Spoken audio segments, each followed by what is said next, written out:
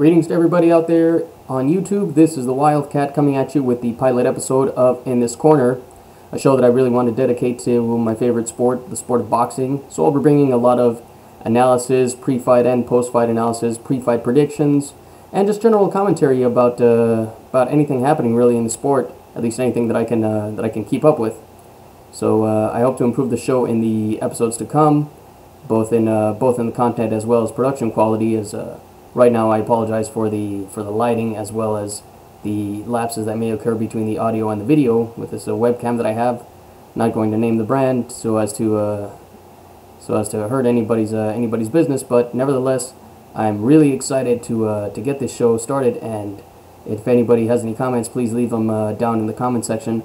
I also have a blog, wildcatboxing.blogspot.com. Be sure and check that out as well for anything that I may put up.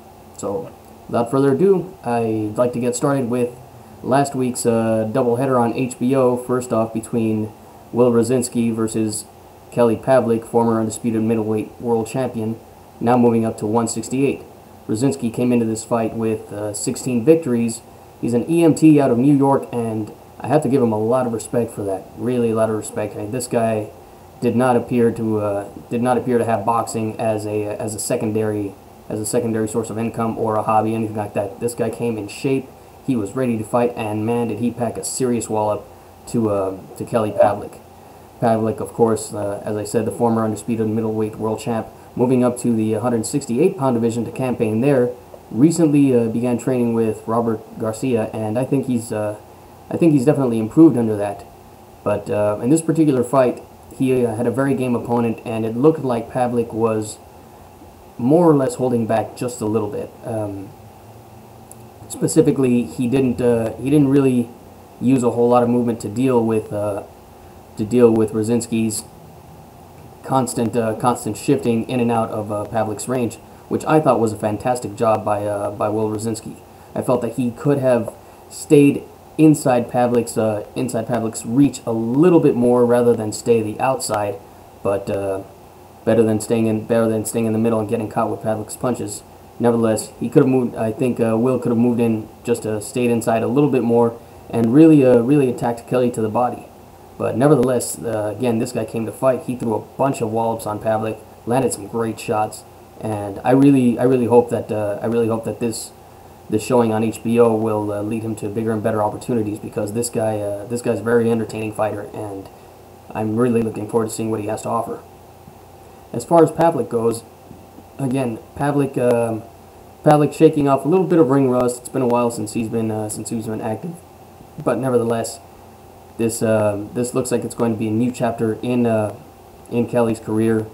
We all know the demons that he's faced outside the ring, personal and substance abuse, but nevertheless, Kelly Pavlik is a fighter. He's got a really good heart. He's never been a trash talker. He's never been braggart, arrogant. He really is a true sportsman, and I hope that whatever personal demons he's been battling, that he can conquer them, so that his ring career will continue for several more years to come. He's got a lot left in the tank. He's got a lot more to offer, and I think once he gets his bearing and gets comfortable at 168, he'll really be a force to reckon with.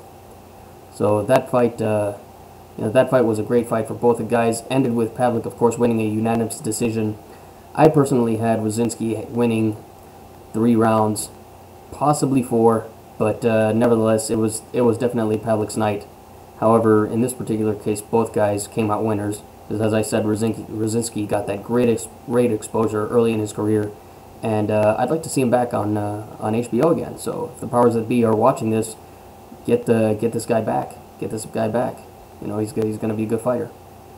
And in the main event, there was Nonito Donaire versus Jeffrey Matabula. Donaire, the Filipino Flash, just taking it to a guy that had a good, I believe, 4 or 5 inches in height on him. That was an incredible thing he did. Came down to the 4th round where he knocked down Matabula with just a vicious overhand right. I think that Donaire, though, could have probably finished the fight had he gone in just like said before, with Will Brzezinski and Kelly Pavlik, if he had gone in more to the inside and really attacked Jeffrey's body more, really attacked the body, just sort of pulled a Rocky IV approach, I guess you could say. Go to the body, attack the ribs, attack the abdomen, do whatever you have to do, weaken that so that in the later rounds, of course, hands drop and boom, he can land that solid right more than once. But nevertheless, it looked really, really good. And I'm game to see what else he can do at Super Bantam, because he's just an absolutely incredible fighter, and who knows where he can go from here. Some people are talking Guillermo Rigondeaux.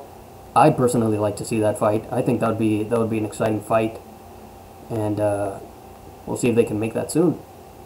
Now this coming week, we have Danny Garcia, the newly minted WBC Junior Welterweight World Champion, versus newly reminted WBA Junior Welterweight World Champ Amir Khan. We all know, of course, the last fight with Amir Khan, where he traveled to Washington, D.C., taking on Lamont Peterson and losing in a horrible, absolutely horrible split decision, which was marked, of course, by a local referee deducting 2 points from Khan for allegedly pushing. He did do that several times, but nothing to the extent that I would say would warrant fouls. Certainly without any warnings. So the point deductions were really a bogus call, I felt.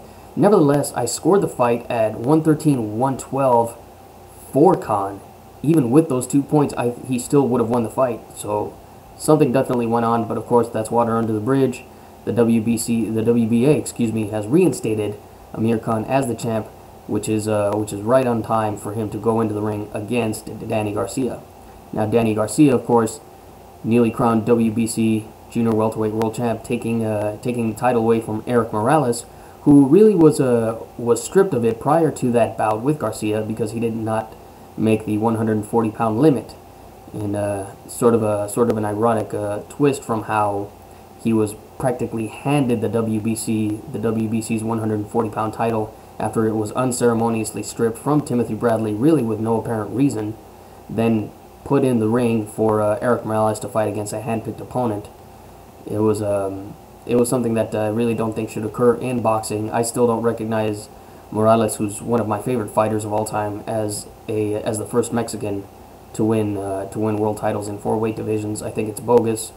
But nevertheless, this guy deserves a lot of respect because he's one of the all-time great fighters of his generation. Certainly one of the all-time greatest Mexican fighters ever. And and I hope that at this point he finally hangs up the gloves, because he's a surefire Hall of Famer. Deserves to go out at least with with sort of a pride on his heart for all the things that he's accomplished in the ring. Now, Danny Garcia is an undefeated fighter, 23 wins with 14 wins by KO. Amir Khan, 26-2 with 18 KOs. Not a lot of difference between these guys. They're really about an age apart. Khan 25 right now, Danny Garcia 24.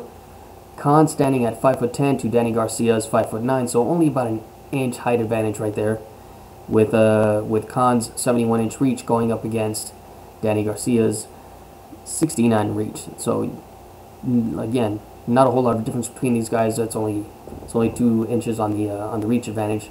But you know what? It looks like it's going to be an outstanding fight. Garcia, of course, brings a lot of power, a lot of punch to his attack. I think, however, that Amir Khan certainly has the attributes to take Garcia out. He's a lot faster than Garcia. I personally think he hits a lot harder, and of course he's got more experience. On top of that, he has one of the greatest trainers out there right now in Hall of Famer Freddie Roach. So I give this fight to Amir Khan. I'm going to call it KO probably around the 8th or 9th round. Garcia's got a wallop of a chin, and he's a warrior. But I think he's going to be a little too stationary for Khan. I think he's going to stay in front of him, and that's going to give Khan the target that he needs. And of course, whenever you have a whenever you have a stationary target, that's when he can unload more punches, more combinations, which is really what Freddie Roach instilled in Manny Pacquiao, and now seemingly in Amir Khan. And I also had the pleasure of meeting Khan a couple of weeks ago, just in passing, but nevertheless, it was a great honor to meet this great champion, and glad to see that his career is moving on. If he should be victorious against Garcia, at this point, I really don't think there's anything that Khan has left to do in the 140-pound division. I think he should move up to 147, where there's, of course, a slew of opponents just waiting for him. He's got Andre Berto, he could still have Victor Ortiz, and Josecito Lopez, a newly crowned champ in the 147-pound division. Or, excuse me, I apologize for that. Basically got a little carried away there, but so let me backtrack. I don't really do editing. Let me backtrack. So Josecito Lopez, who has a world championship title shot against Canelo Alvarez up to 150, moving up to 154 after that incredible upset against Victor Ortiz at 147. So if Khan moves up, I think him and Josecito Lopez would be a fantastic fight. Of course, a lot of people are talking about what Floyd Mayweather is going to do when he gets out of prison. Floyd still holds the WBC's version of the 147-pound title, the 147-pound title, and I think it would be awesome for Khan to have a great fighter as his first fight in the 147 division, and of course, have a title shot on the line. Floyd Mayweather is one of those guys that happens to have one, and I think it would be interesting, and the timing would probably be perfect, considering that Floyd's due to get out of prison in just over a month, I believe it is, and after that, he'll need some time. He'll need some time to get back into shape. Khan, of course, has the fight coming up this weekend, and nevertheless, even if he should win, he's got to take a little time off to recuperate as well. So I think the timing for these two guys would be outstanding to do later on in the fall. And if that doesn't happen, then Khan has plenty of options, and we'll see. We'll see what road he decides to take should he be victorious. Danny Garcia, on the other hand, will claim 2 titles at 140 should he take the WBA's version away from Khan. And I think he could do just hang around at 140 for a little bit longer, because there are some game opponents there for him to take on, and having 2 out of the 4 major titles, he could easily clean out the division before he moves up in weight, presumably, if he decides to do so. So that about does it for this episode. 1 or 2 glitches, but we all got through it together. And thank you very, very much for tuning in. As I said, I'll be bringing these episodes on, hopefully a minimum of 1 a week. But whatever happens, I can get back on the camera, put a few more episodes up, and I hope everybody will enjoy it. So, till next time, the Wildcat saying good luck, have a great fight.